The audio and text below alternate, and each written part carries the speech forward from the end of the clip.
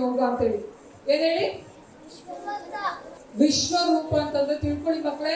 ವಿಶ್ವರೂಪ ಅಂತಂದ್ರೆ ಭಗವಂತನಲ್ಲಿ ಯಾವ ಯಾವ ರೂಪ ಇದೆ ಅದನ್ನ ಕೃಷ್ಣ ಅರ್ಜುನ ಕೇಳ್ತಾನಲ್ವಾ, ನೀನ್ ನನಗೆ ತೋರಿಸು, ನಾನು ಅದನ್ನ ನೋಡೋದಕ್ಕೆ ಇಷ್ಟಪಡ್ತೀನಿ ಅಂತ ಹೇಳ್ತಾನಲ್ಲ, ಆ ರೂಪವನ್ನ ಕೃಷ್ಣ ಅರ್ಜುನನಿಗೆ ತೋರಿಸುವಂಥದ್ದು. ಅದನ್ನ ಈ ವಿಶ್ವರೂಪ ಸಂದರ್ಶನ ಯೋಗದಲ್ಲಿ ನೋಡ್ತಾನೆ. ಅವಾಗ ಅವನು ಹೇಳ್ತಾನೆ, ನೀನು ವಿರಾಟ ರೂಪವನ್ನು ತೋರಿಸ್ಬೇಕು ಅಂತ ಹೇಳ್ತೀಯಲ್ವಾ, ಹಾಗಾಗಿ ನಾನು ಆ ವಿರಾಟ ರೂಪವನ್ನು ತೋರಿಸ್ತೀನಿ ಅಂತೇಳಿ ಅವನು ಎಷ್ಟು ದೊಡ್ಡದಾಗಿ ಬೆಳಿತಾನೆ ಅಂತಂದ್ರೆ ನೀವು ಊಹೆನ ಮಾಡ್ಕೊಳಕ್ಕಾಗಲ್ಲ ಮಕ್ಕಳೇ. ಅವನು ತುಂಬಾ ಸಣ್ಣದಾಗ್ಬಿಡ್ತಾನೆ. ಅರ್ಜುನ ಅನ್ನೋನು ಇಷ್ಟು ಸಣ್ಣದಾಗ್ತಾನೆ, ಕೃಷ್ಣ ಅನ್ನೋನು ಎಷ್ಟು ದೊಡ್ಡ ವಿಶ್ವದಲ್ಲಿ ಅದೇ ತುಂಬಾ ಎತ್ತರಕ್ಕೆ ಬೆಳೆದು ನಿಂತ್ಕೊಂಡ್ಬಿಡ್ತಾನೆ. ಅವನ ಎದುರುಗಡೆ ನೋಡಿದ ತಕ್ಷಣ ಅರ್ಜುನನಿಗೆ ಭಯ ಆಗ್ಬಿಡುತ್ತೆ. ಇದೇನಿದು ಇವಾಗ ನೋಡಿದ್ರೆ ಇಷ್ಟದಾಗಿದ್ದ, ಈಗ ನೋಡಿದ್ರೆ ಅಷ್ಟು ದೊಡ್ಡ ರೂಪದಲ್ಲಿ ಇದ್ದಾನಲ್ಲ ಕೃಷ್ಣ, ಇಷ್ಟು ದೊಡ್ಡ ವಿರಾಟ ರೂಪವನ್ನು ಹೇಗೆ ತಾಳದ ಇವನು ಅಂತ ಹೇಳಿ ಅವನಿಗೆ ನೋಡಿ ಭಯವಾಗಿ ಅವನು ಸ್ತಬ್ಧನಾಗಿ ಯೋಚನೆಯನ್ನ ಮಾಡಿಕೊಂಡು ಏನು ಹೇಳಲಿಕ್ಕೆ ಗೊತ್ತಾಗಲ್ಲ ಅವನಿಗೆ. ಒಂದೇ ಜಾಗದಲ್ಲಿ ನಿಂತ್ಕೊಂಡ್ಬಿಡ್ತಾನೆ.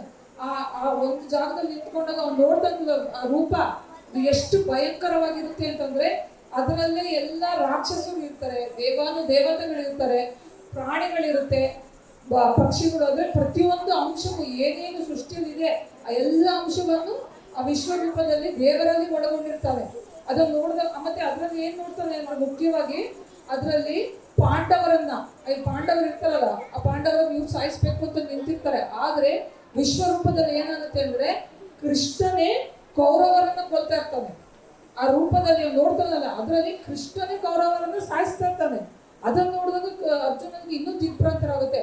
ಏನಿದು, ನಾನು ಯುದ್ಧರಂಗದಲ್ಲಿ ನಿಂತಿದ್ದೀನಿ, ಕೌರವರನ್ನ ಸಾಯಿಸ್ಬೇಕು ಅಂತ ನಿಂತಿದ್ದೀನಿ, ಆದ್ರೆ ಇಲ್ಲಿ ನೋಡಿದ್ರೆ ಕೃಷ್ಣ ಆಗ್ಲೇ ಸಾಯಿಸ್ತಾ ಇದ್ದಾನೆ, ಕೃಷ್ಣನ ಈ ರೀತಿಯಾಗಿ ಮಾಡ್ತಾ ಇದ್ದಾನ ಅಂತ ನೋಡಿ ಅವನಿಗೆ ಭಯ ಆಗಿ ಅವನು ಕೃಷ್ಣನ ಹತ್ರ ಪ್ರಶ್ನೆಯನ್ನ ಮಾಡ್ತಾನೆ. ನೀನು ಇಷ್ಟು ದೊಡ್ಡ ವಿರಾಟ ರೂಪದಲ್ಲಿ ನಿಂತಿದ್ಯಲ್ಲ ಕೃಷ್ಣ, ನಿನ್ಗೆ ಯಾರು ನೀನು ಯಾರು ಅಂತ ನನಗೆ ಗೊತ್ತಾಗ್ತಾನೆ ಇಲ್ಲ, ನೀನು ಕೃಷ್ಣ ಅಂತ ಹೇಳ್ತೀಯ, ಇದ್ರಲ್ಲಿ ನೋಡಿದ್ರೆ ಈ ರೀತಿಯಾಗಿದೆಯಲ್ಲ, ಯಾರು ನೀನು ಅಂತ ಕೇಳ್ತಾನೆ. ಆಗ ಕೃಷ್ಣ ಹೇಳ್ತಾನೆ, ನೀನೊಂದು ಅರ್ಥ ಮಾಡ್ಕೋಬೇಕು, ನಾನೇ ಮೃತ್ಯು, ನಾನೇ ಸೃಷ್ಟಿ ಅಂತಂದ್ರೆ ನಾನೇ ಸೃಷ್ಟಿ ಮಾಡುವಂಥವನು, ನಾನೇ ಮೃತ್ಯುವನ್ನು ನೀಡುವಂಥವನು, ಅಂದ್ರೆ ನಾಶವನ್ನು ಮಾಡೋದು ನಾನೇ, ನಿಮ್ಮನ್ನು ಅಂದ್ರೆ ಯಾವ ದೇವತೆಗಳಾಗಿ ಪ್ರಾಣಿಗಳಾಗಿ ಎಲ್ಲವನ್ನು ಸೃಷ್ಟಿ ಮಾಡೋದು ನಾನೇ. ನೀನ್ ನೋಡ್ತಾ ಇದೆಯಲ್ವಾ ಈ ಕೌರವರನ್ನ ಕೊಲ್ತಾ ಇರೋದು, ಅದನ್ನು ನಾನೇ ಮಾಡ್ತಾ ಇರೋದು. ಆದ್ರೆ ನಿನ್ನ ಮುಖಾಂತರ ಆದ್ರೆ ಇದನ್ನು ನಡೆದು ಹೋಗಿರುವಂಥದ್ದು. ಹಾಗಾಗಿ ನೀನು ಯುದ್ಧ ಮಾಡ್ಬೇಕಾದ್ರೆ ಬೇಸರವನ್ನು ಮಾಡ್ಕೊಳ್ಳೇಬಾರದು. ಇದು ಕೇವಲ ನಿನ್ನ ಮುಖಾಂತರ ನಾನು ಮಾಡಿಸ್ತಿರುವಂಥದ್ದು. ನಾನೇ ಮೊದಲೇ ಅದನ್ನು ಮಾಡಿಬಿಟ್ಟಿದ್ದೀನಿ, ಸೃಷ್ಟಿಯಲ್ಲಿ ಇದೆ ಅದು. ನಿನ್ನ ಮುಖಾಂತರ ಮಾತ್ರ, ಕೇವಲ ನೀನು ಒಂದು ಮಾಧ್ಯಮ, ನೀನು ಮಾಧ್ಯಮವಾಗಿ ಮಾತ್ರ ಈ ಕೆಲಸವನ್ನ ಮಾಡ್ತಿದ್ಯಾ. ಹಾಗಾಗಿ ನೀನು ಯೋಚನೆಯನ್ನು ಮಾಡಬೇಡ. ನಿನ್ನ ಕೆಲಸ ಏನಿದ್ರು ಅಧರ್ಮದ ವಿರುದ್ಧ ಹೋರಾಡಬೇಕು. ಹಾಗಾಗಿ ನೀನು ಕೌರವರನ್ನ ಸಾಯಿಸು, ಅವರನ್ನು ಸಾಯಿಸಿದ್ರೆ ಮಾತ್ರ ನಿನಗೆ ಮುಕ್ತಿ ಹೊಂದುತ್ತೆ, ಅಂದ್ರೆ ಒಳ್ಳೆ ಕೆಲಸವನ್ನು ಮಾಡ್ಲಿಕ್ಕೆ ಆಗುತ್ತೆ ಮತ್ತು ಒಳ್ಳೆಯ ದಾರಿಯಲ್ಲಿ ಇದೆಯಾ, ಅಂದ್ರೆ ಅಧರ್ಮವನ್ನ ನೀನು ನಾಶ ಮಾಡುವ ದಾರಿಯಲ್ಲಿ ಇದೆಯಾ ಅಂತ ಹೇಳ್ತಾನೆ. ಮತ್ತೆ ಮಕ್ಕಳೇ, ನೀವು ಅಂದ್ಕೋಬಹುದು ವಿಶ್ವರೂಪ ಅಂದ್ರೆ ಯಾವ ರೀತಿಯಲ್ಲಿ ಇರುತ್ತೆ, ಹೇಗಿರುತ್ತೆ ಅಂತ ಅನ್ಕೋಬಹುದು. ನೀವು ಅದನ್ನ ಒಮ್ಮೆ ನಿಮ್ಮ ಮೊಬೈಲಲ್ಲಿ ಅಥವಾ ಟಿವಿಯಲ್ಲಿ ಹೋಗಿ ನೀವು ವಿಶ್ವರೂಪ ದರ್ಶನ ಅಂತ ಕ್ಲಿಕ್ ಮಾಡಿದ್ರೆ ನಿಮ್ಗೆ ಗೊತ್ತಾಗ್ತದೆ. ಆಗ ನಿಮಗೆ ಒಂದು ಐಡಿಯಾ ಬರುತ್ತೆ. ನೀವು ಅದನ್ನ ಮೊಬೈಲಲ್ಲಿ ಸಹ ನೋಡ್ಬೋದು. ಈಗ ನಿಮ್ಗೆ ಸಣ್ಣದಾಗಿ ಅರ್ಥ ಆಗಲಿ ಅಂತ ಹೇಳಿ ನಾನು ಒಂದು ಬುಕ್ಕಲ್ಲಿ ಇರುವಂತದನ್ನ ತಂದಿದ್ದೀನಿ, ತೋರಿಸ್ತೀನಿ ನಿಮ್ಗೆ. ಎಲ್ಲರಿಗೂ ದೂರದಲ್ಲಿರುವ ಕಾಣಿಸುತ್ತೋ ಇಲ್ಲೋ ಗೊತ್ತಿಲ್ಲ, ಒಂದು ಸಣ್ಣದಾಗಿ ನೋಡಿ, ಚಿಕ್ಕ ರೂಪದಲ್ಲಿ ಇದ್ದಾಗಲ್ಲ, ಚಿಕ್ಕ ರೂಪದಲ್ಲಿರುವಂಥದ್ದು ಅರ್ಜುನ. ಕೃಷ್ಣ ಎಷ್ಟು ದೊಡ್ಡದಾಗಿ ವಿರಾಟವಾದ ರೂಪದಲ್ಲಿ ಬೆಳೆದು ನಿಂತಿದ್ದಾನೆ ಅಂತಂದ್ರೆ ಅವನಿಗೆ ಊಹೆ ಮಾಡ್ಕೊಳಕ್ಕಾಗಲ್ಲ. ಅಂದ್ರೆ ಒಂದು ಸಣ್ಣ ಇರುವೆ ರೀತಿಯಲ್ಲಿ ಇದ್ದಾನೆ, ಕೃಷ್ಣ ಅಲ್ಲಿ ದೊಡ್ಡದಾಗಿ ಬೆಳೆದಿದ್ದಾನೆ. ಇಲ್ಲೇ ಎಲ್ಲರೂ ಕೂತ್ಕೋಬೇಕು.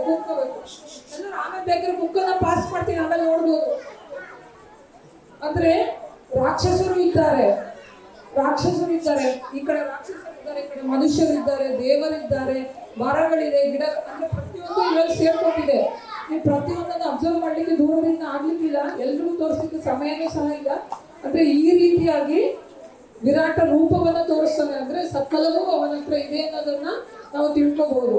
ಮತ್ತೆ ಇನ್ನೊಂದು ನೋಡ್ಬೋದು ನೀವು, ಇಲ್ಲಿ ಅರ್ಜುನನಿಗೆ ಕೃಷ್ಣ ಹೇಳುವಂಥದ್ದು ಭಗವದ್ಗೀತೆಯಲ್ಲಿ ಸಾರಥಿಯಾಗಿ ನಿಂತಿದ್ದಾನೆ. ಅವನು ರಥದಲ್ಲಿ ಕೂತಿರ್ಬೇಕಾದ್ರೆ ಕೃಷ್ಣ ಹೇಳುವಂಥದ್ದು. ಅಲ್ಲಿ ಹಿಂದುಗಡೆ ನೋಡಿ ನಮ್ಗೆ ಕಾಣದಲ್ಲಿ ಕೃಷ್ಣ ಇದ್ದಾನೆ, ಅವನ ಅಕ್ಕಪಕ್ಕದಲ್ಲಿ ದೇವಾನುದೇವತೆಗಳೆಲ್ಲ ಫೋಟೋ ಇದೆ. ಹಾಗಾಗಿ ನೀವು ಅದನ್ನ ಮನೆಯಲ್ಲಿ ನೀವು ಒಂದ್ಸತಿ ಟಿವಿಯಲ್ಲಿ ನೋಡಿ ಮಕ್ಳಿಗೆ ಗೊತ್ತಾಗ್ತದೆ. ವಿಶ್ವರೂಪವನ್ನ ನೋಡಿ, ಆಗ ನಿಮ್ಗೆ ಅರ್ಥ ಆಗ್ತದೆ. ಅಂತಂದ್ರೆ ನಾವ್ ಇವತ್ತು ಏನೇನು ಇದ್ದೀವಿ, ನಾವು ಏನೇನು ಇದ್ದೀವಿ, ಏನೇನು ಪಡ್ಕೊಂಡಿದ್ದೀವಿ, ಅದೆಲ್ಲವೂ ಸಹ ಭಗವಂತನಲ್ಲೇ ಇದ್ದಾನೆ.